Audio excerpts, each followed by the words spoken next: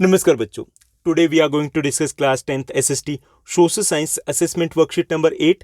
ये आपकी 18 अक्टूबर 2021 की वर्कशीट रहेगी। असेसमेंट वर्कशीट आपके प्री बोर्ड और बोर्ड एग्जाम दोनों के लिए इंपॉर्टेंट रहने वाली है, क्योंकि इन्हीं असेसमेंट वर्कशीट के थ्रू हमने काफ़ी सारे इंपॉर्टेंट कंसेप्ट है, काफ़ी सारे इंपॉर्टेंट क्वेश्चंस को डिस्कस किया और यही क्वेश्चंस आपके इन दोनों एग्जाम में रिपीट हो सकते हैं। उनके रिपीट होने के चांसेस अच्छे खासे रहेंगे। Let's begin. चलिए शुरुआत करते हैं हम आज की असेसमेंट वर्कशीट की। सबसे पहले हमें एक एक्सट्रैक्ट दिया है। ये एक्सट्रैक्ट लिया गया है हिस्ट्री के फर्स्ट चैप्टर से, the rise of nationalism in Europe से। अब हमें इस एक्सट्रैक्ट को रीड करना है और इसी पर बेस्ड रहेंगे हमारे फर्स्ट 1 to 6 क्वेश्चंस। चलिए हम एक्सट्रैक्ट को रीड करते हैं। Following the defeat of Napoleon in 1815। 1815 में नेपोलियन की हार होती है। किस में होती है? वाटरलू की बैटल में हार हो जाती है। और उसके बाद European governments were driven by spirit of conservatism. और उसके बाद यूरोपियन गवर्नमेंट्स है वो कंजर्वेटिज्म की तरफ उनका झुकाव बढ़ जाता है, क्योंकि उससे पहले जब नेपोलियन था तो ऐसा लग रहा था कि कंजर्वेटिव जो रेजाइम्स है उनके पांव उखड़ने लगे, उनकी जड़ें उखड़ने लगे, क्योंकि उस वक्त कई सारे नए आइडियाज़ थे वो पॉपुलर होते जा रहे थे। जैसे डेमोक्रेटिक आइडियाज़ है, नेशनलिज्म, लिबरलिज्म, इस टाइप के आइडियाज़ थे पॉपुलर होते जा रहे थे, यानी वो चेंज आते थे। लेकिन जब नेपोलियन की हार होती है दोबारा से उनको एक तरीके से ऑक्सीजन मिल जाती है। अब ये कंजर्वेटिव कौन से थे? कंजर्वेटिव वो लोग थे जो लकीर के फकीर कहते हैं, those who didn't want change, जो चेंज नहीं चाहते थे। वो चाहते थे कि पुराने वाला जो सिस्टम है ना, राजे के बाद उसका बेटा, उसके बाद उसका बेटा, उसके बाद उसका बेटा, अकबर के, हुमायूं के बाद अकबर, अकबर के बाद जहांगीर, जहांगीर के बाद शाहजहां, शाहजहां के बाद औरंगजेब, वही वाला सिस्टम चाहते थे। तो इनको दोबारा से मौका मिल जाता कि हाँ अपनी जड़ें जमा लो। Conservatives believed that established traditional institutions of state and society like monarchy, the church, social hierarchies, property and the family should be preserved। ये चाहते थे कि जो ट्रेडिशनल इंस्टीट्यूशंस है, जैसे मोनार्की हो गया, चर्च हो गया, प्रॉपर्टीज़ हो गई, फैमिली हो गया, जो सोशल डिफरेंसेस है, सोशल स्ट्रक्चर है, कि वो वैसा का वैसा रहना चाहिए जैसा पहले चलते आ रहा था, यानी वो बदलाव नहीं चाहते थे। Most conservatives however didn't propose a return to the society of pre revolutionary days. हालांकि ज़्यादातर जो उस वक्त जो कंजर्वेटिव्स थे वो जो रेवोल्यूशन से पहले वाली सोसाइटी में लौटना नहीं चाहते थे। यानी जैसे फ्रेंच रेवोल्यूशन से पहले का सिस्टम था, वो चाहते थे कि कुछ चेंज तो हो, लेकिन कैसे हो? ग्रेजुअली चेंज होना चाहिए। यानी बिल्कुल वैसा नहीं चाहते थे जैसा पहले था, कि थोड़ा बदलाव जरूर चाहते थे। Rather they realise that from the changes initiated by the Napoleon the modernisation could be in fact strengthen the traditional institutions like the monarchy। और उनमें से कुछ ये भी बोलते थे, यानी कि ये भी मानते थे कि जो नेपोलियन ने जो मॉडर्नाइजेशन किया है, आर्मी का मॉडर्नाइजेशन किया है, एडमिनिस्ट्रेटिव सिस्टम का मॉडर्नाइजेशन किया है, वो मोनार्की जैसे इंस्टीट्यूशन को और ज़्यादा पावरफुल बनाना चाहते हैं, यानी कि इसे और ज़्यादा पावरफुल हो सकता है। यानी यहाँ पर देखिए, जो कंजर्वेटिव्स थे जो बदलाव नहीं चाहते थे, लेकिन नेपोलियन एरा के बाद उनके माइंड में थोड़ा सा चेंज आता है कि यस हम चेंज नहीं चाहते, मोनार्की सिस्टम होना चाहिए, चर्च होनी चाहिए, लेकिन वैसा सिस्टम भी नहीं होना चाहिए जो रेवोल्यूशन से पहले था, जो लुई 16 के पीरियड में उन्होंने देखा था। वो चाहते थे कि लिटिल बिट उसमें चेंज होना चाहिए, जैसा कि नेपोलियन ने किया था। इट मीन्स दैट वो नेपोलियन ने जो कुछ भी किया उससे वो इंस्पायर्ड थे। उन्हें लगता था कि हाँ इससे मोनार्की और ये इंस्टीट्यूशन है वो और ज़्यादा पॉपुलर हो सकते हैं, और ज़्यादा पावरफुल हो सकते हैं। It could make state power more effective and strong, कि इससे स्टेट की जो पावर है वो ज़्यादा इफेक्टिव होगी, ज़्यादा स्ट्रॉन्ग होगी। जैसे क्या क्या हो सकता है कि मॉडर्न आर्मी होनी चाहिए, इफेक्टिव ब्यूरोक्रेसी होनी चाहिए, ए डायनेमिक इकोनॉमी होनी चाहिए, the abolition of the feudalism and the serfdom, कि ये सब कुछ अबोलिश हो जानी चाहिए। इससे जो मोनार्की सिस्टम है वो और ज़्यादा स्ट्रॉन्ग होगा, और ज़्यादा लोगों में पॉपुलर होगा, क्योंकि अगर हम चेंज नहीं करेंगे तो इट मीन्स लोग हमें लाइक नहीं करेंगे और अगेन वो डेमोक्रेटिक आइडियाज़ की तरफ अट्रैक्ट होंगे। तो यहाँ पर सोसाइटी में एक तरीके से कि वो चेंज भी नहीं चाहते थे, लेकिन वो चेंज की तरफ भी जा रहे थे। अब यहाँ पर 1815 पे वापस लौटते हैं। तो 1815 में जो नेपोलियन की डिफीट होती है, in 1815 the representative of the 4 European powers, Britain, Russia, Persia and Austria, who had collectively defeated Napoleon, met at Vienna to draw up a settlement for Europe. अब 1815 में दो चीज़ें होती हैं, दो इंपॉर्टेंट इवेंट्स होते हैं। पहली, बैटल ऑफ वाटरलू में नेपोलियन की डिफीट होती है। दूसरा इंपॉर्टेंट इवेंट होता है वीना कांग्रेस। वीना कांग्रेस या वीना ट्रीटी कह सकते हैं। वीना में 4 कंट्रीज के रिप्रेजेंटेटिव वहाँ पे मिलते हैं। ओके, कौन सी कंट्रीज? जिन्होंने मिलकर के नेपोलियन को हराया था, क्योंकि नेपोलियन को अकेले के दम पे हराना किसी के बस की बात नहीं थी। तो 4 कंट्रीज कौन सी थी? Those defeated Napoleon, that was Britain, Russia, Persia and Austria. Okay, तो ये सभी मिलते हैं वीना में, जहां पर वो किस लिए मिलते हैं? For the settlement of Europe. वास्तव में ये सेटलमेंट कौन सा था? बंदरबांट थी, क्योंकि यूरोप था उसका मोस्टली जो पार्ट था वो नेपोलियन के अंडर में आता था, तो उसको कैसे बांटा जाए, कैसे खाया जाए, तो उसके लिए ये मीटिंग होती है।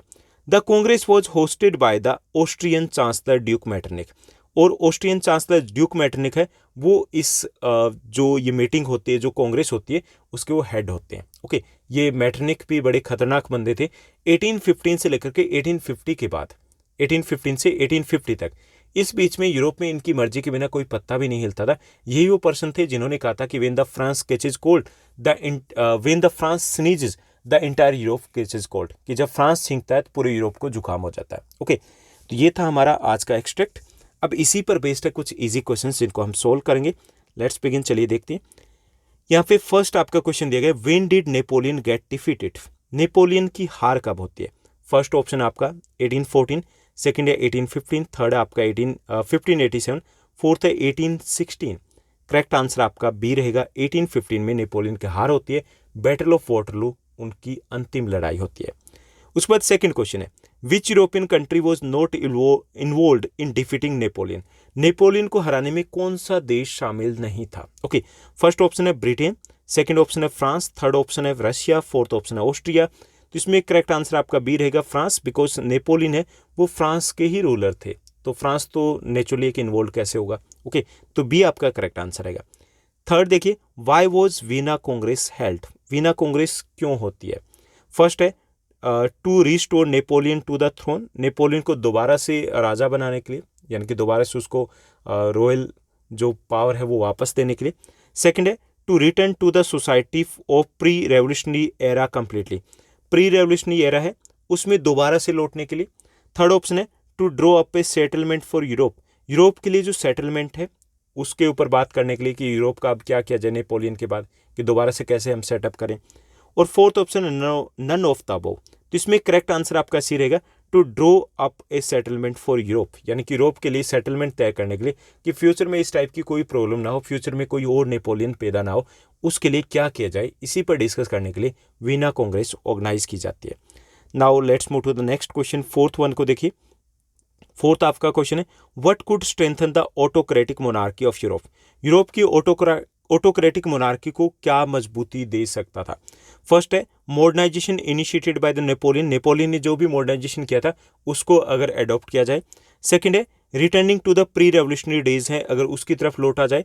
थर्ड है बोथ, एंड फोर्थ है नन ऑफ द अबव। इसमें आपका करेक्ट आंसर रहेगा A, modernisation initiated by the Napoleon, कि नेपोलियन ने जो मॉडर्नाइजेशन किया था, चाहे वो आर्मी का हो, ट्रेड का हो, चाहे वो एडमिनिस्ट्रेटिव सिस्टम का हो, कि अगर उसको अडॉप्ट किया जाए तो मोनार्की और ज़्यादा पावरफुल हो सकते। तो ए आपका करेक्ट आंसर रहेगा। एक बार फिर से आप आंसर्स को मैच कर लीजिए। फर्स्ट में आपका करेक्ट आंसर बी रहेगा 1815, सेकंड में आपका करेक्ट आंसर बी रहेगा फ्रांस, थर्ड में जो आपका करेक्ट आंसर रहेगा वो रहेगा C, to draw up the settlement for Europe, और फोर्थ में आपका करेक्ट आंसर ए रहेगा, modernisation initiated by the Napoleon. Now let's move to the next question, fifth question को देखिए। फिफ्थ आपका क्वेश्चन है, when did Vienna Congress organised? Vienna Congress कब होती है? फर्स्ट है 1820, सेकंड ऑप्शन है 1815, थर्ड ऑप्शन है 1840, फोर्थ ऑप्शन है 2000 में ये वीना कांग्रेस होती है। करेक्ट ऑप्शन आपका बी रहेगा, 1815 में होती है Veena Congress after the defeat of Napoleon in battle of Waterloo. Sixth आपका क्वेश्चन रहेगा, who hosted the Veena Congress? Veena Congress को होस्ट कौन करता है? उसके वीना कांग्रेस में प्रेसिडेंट कौन होते हैं? फर्स्ट ऑप्शन है नेपोलियन, सेकंड ऑप्शन है मैटरनिक, थर्ड ऑप्शन है काउर, फोर्थ ऑप्शन है फिलिप वेट। तो इसमें करेक्ट आंसर आपका बी रहेगा, मैटरनिक है उस वीना कांग्रेस को होस्ट करते हैं। नेक्स्ट आपका सेवंथ क्वेश्चन है, विच among the following is not a classification on the basis of status of development? ये आपका जियो का क्वेश्चन आ गया कि इनमें से कौन सा है जो डेवलपमेंट के बेस पे रिसोर्सेज का क्लासिफिकेशन नहीं है? तो यहाँ पे डेवलपमेंट के बेस पर रिसोर्सेज 4 टाइप्स के होते हैं, इसमें से हमें आइडेंटिफाई करना है कौन सा वो टाइप नहीं है। फर्स्ट है पोटेंशियल रिसोर्स, करेक्ट है। डेवलप्ड रिसोर्स, ये भी करेक्ट है। स्टॉक रिसोर्स, ये भी करेक्ट है। फोर्थ है कम्युनिटी रिसोर्स। जो कम्युनिटी रिसोर्स होता है ये ओनरशिप के बेस पे होता है, यानी कि डेवलपमेंट के बेस पे रिसोर्स का क्लासिफिकेशन नहीं है, तो आपका डी करेक्ट आंसर रह जाएगा। ठीक, तो एक बार फिर से देखिए क्वेश्चन नंबर 5 to 7 के आंसर टैली कर दीजिए। जो फिफ्थ है उसका करेक्ट आंसर बी रहेगा, सिक्स्थ है उसका करेक्ट आंसर बी रहेगा, सेवंथ जो है उसका करेक्ट आंसर आपका डी रहेगा, community resources. Now let's move to the next question. 8th question को देखिए। 8th आपका क्वेश्चन दिया गया, which among the following crop takes almost a year to grow. इसमें से कौन सी फसल है जिसको ग्रो करने में यानी कि उगने में या पूरे लगभग 1 साल की फसल होती है। ठीक, फर्स्ट ऑप्शन है शुगर केन, सेकंड ऑप्शन है व्हीट, थर्ड ऑप्शन है राइस, फोर्थ ऑप्शन है वाटरमेलन। जो वाटरमेलन है वो लगभग 30 to 45 डेज का होता है, तैयार हो जाता है। राइस की बात करें तो लगभग 4 मंथ्स की ये फसल होती है। व्हीट की बात करें तो ये भी 110 से लेकर के 120 डेज लगभग 4 मंथ्स के आसपास की क्रॉप होती है। शुगर केन 9 to 12 मंथ्स की क्रॉप होती है। तो आपका करेक्ट आंसर ए हो जाएगा, शुगर केन यानी कि गन्ना। 9th क्वेश्चन है, Pradeep may not be terminated from his job without stating any valid reason, state in which sectors he work.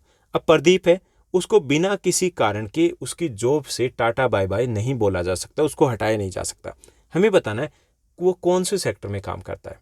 तो इसमें फर्स्ट ऑप्शन है ऑर्गेनाइज सेक्टर में, सेकंड ऑप्शन है जो आपका ऑप्शन है फर्स्ट ऑप्शन है अनऑर्गेनाइज सेक्टर में, सेकंड ऑप्शन है ऑर्गेनाइज सेक्टर में, थर्ड ऑप्शन है ए और B both, and fourth option है A and B both are incorrect. तो इसमें करेक्ट आंसर आपका बी रहेगा, ऑर्गेनाइज सेक्टर में वो वर्क करता है। ऑर्गेनाइज सेक्टर वो होते हैं जो गवर्नमेंट के अंडर में होते हैं और गवर्नमेंट के रूल एंड रेगुलेशंस को फॉलो किया जाता है। जैसे गवर्नमेंट स्कूल हो गए, गवर्नमेंट तो सारे हो गए जो पब्लिक सेक्टर इंडस्ट्रीज है। इसके अलावा जो बड़ी बड़ी कंपनियां होती है वो भी इसी ऑर्गेनाइज सेक्टर में आती है। तो इसमें जैसे जॉब सिक्योरिटी होती है, बिना किसी कारण के टाटा बाय बाय नहीं बोला जा सकता, जैसे कि अनऑर्गेनाइज सेक्टर में होता है। ठीक, तो बी आपका करेक्ट आंसर रहेगा। उसके बाद 10th क्वेश्चन को देखिए, 10वां जो आपका प्रश्न है। 10th आपका क्वेश्चन देगा, which of the following statement is incorrect. इनमें से कौन सी स्टेटमेंट है जो सही नहीं है। ठीक, फर्स्ट है Italians were scattered over several dynastic states as well as in the multinational Habsburg empire. ठीक, कि इसमें जो इटालियंस थे वो कई सारे राज्यों में बंटे हुए थे। किसके अंडर में आते थे, हैब्सबर्ग एम्पायर है उसके अंडर में आते थे। जैसे मुगल वंश था ना, ऐसे ही वहाँ पे हैब्सबर्ग एम्पायर था, उसके अंडर में आते थे। ठीक, सेकंड है Giuseppe Mazzini had sought to put together a coherent programme for the unitary Italian republic. कि जोसेफी मेज़नी है वो इटली की यूनिफिकेशन के लिए एक प्रोग्राम लॉन्च करते हैं। ठीक, तो यहाँ पे देखिए फर्स्ट भी आपका करेक्ट है, सेकंड भी आपका करेक्ट है। थर्ड देखते हैं, Giuseppe Mazzini formed a secret society called Young Italy. ये भी करेक्ट है क्योंकि मेज़नी ने Young Italy, Young Europe 2 secret society को सेटअप किया था। ये भी आपका करेक्ट हो गया। फोर्थ देखिए, in 1861 Victor Emmanuel second was proclaimed king in united Italy. ये भी सही है, ये भी करेक्ट है। तो अब इसमें आपके करेक्ट कौन से ये हमें बताना है। तो फर्स्ट ऑप्शन आपका only 1 is correct, second option है only 2 is correct, third option है third and fourth is correct, fourth option है ऑल ऑफ द वो। तो इसमें आपका करेक्ट आंसर रहेगा D, all of the above. ये सारे स्टेटमेंट है वो करेक्ट है, तो डी आपका करेक्ट आंसर रहेगा। तो ये थी हमारी आज की असेसमेंट वर्कशीट। आई होप सब कुछ आपको अच्छे से समझ में आया होगा। अगर आपको ये वर्कशीट अच्छी लगी तो इस वर्कशीट को लाइक और शेयर जरूर कीजिएगा। आपका क्लास 10 सोशल साइंस का फर्स्ट टर्म का सिलेबस है वो कवर हो चुका है। सभी चैप्टर्स हमने डिस्कस कर लिए हैं, सभी चैप्टर्स के MCQs आ चुके हैं। तो अगर आपने उन वीडियोस को नहीं देखा तो आपको प्लेलिस्ट में जाना है। प्लेलिस्ट में आपको क्लास 10 सोशल साइंस का जीनियस बैच मिलेगा, जहाँ पर आपको सभी वीडियोज़ हिंदी और इंग्लिश मीडियम में मिल जाएंगे। आज के लिए बस इतना ही। Thank you, bye bye, have a nice day. मिलते हैं नेक्स्ट वीडियो में।